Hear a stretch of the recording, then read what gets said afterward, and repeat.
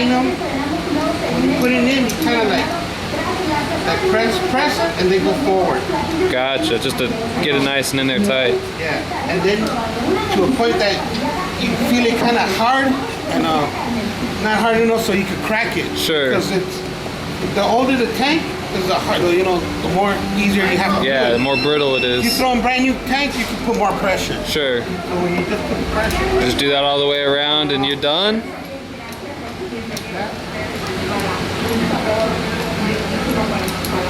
Perfect. So we just like Flatten it back out. try get it. Sometimes you'll see like the plastic a little out. So Get it nice in there. That's basically.